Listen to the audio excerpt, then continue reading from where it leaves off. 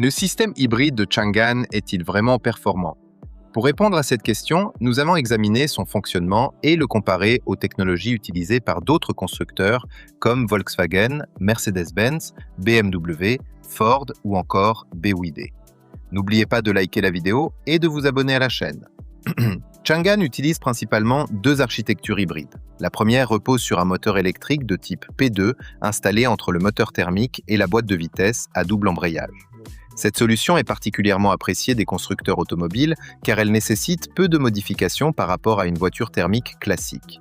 Il suffit généralement d'ajouter une batterie, un moteur électrique et un calculateur pour transformer un véhicule essence en hybride. C'est notamment la solution adoptée par Volkswagen, Mercedes-Benz et BMW. Le moteur P2 est polyvalent. Il peut propulser le véhicule, récupérer l'énergie au freinage, fonctionner comme générateur et assister le moteur thermique.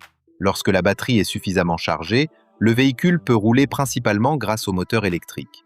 En revanche, lorsque la batterie est faible, le moteur thermique doit à la fois propulser le véhicule et recharger la batterie. Cela peut réduire les performances lors de fortes sollicitations. Ce système reste plus économique qu'un moteur essence classique, mais il dépend fortement du niveau de charge de la batterie. La seconde architecture proposée par Chang'an est le système hybride P1 plus P3, très proche du système DMI de BYD. Dans cette configuration, le moteur électrique principal est directement relié à l'essieu moteur, ce qui réduit les pertes de transmission et améliore l'efficacité énergétique. À basse vitesse, le véhicule roule principalement grâce au moteur électrique P3.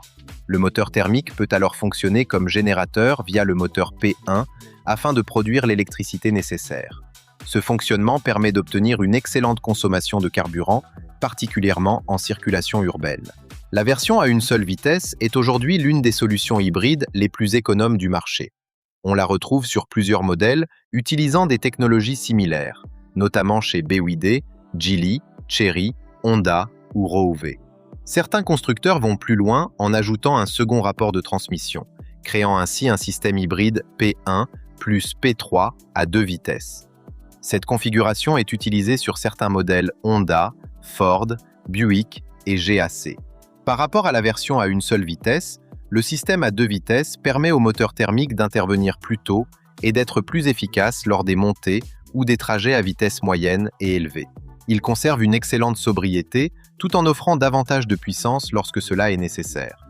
En résumé, le système hybride P2 séduit par sa simplicité de conception et son faible coût d'intégration pour les constructeurs. Le système P1 plus P3, quant à lui, privilégie l'efficacité énergétique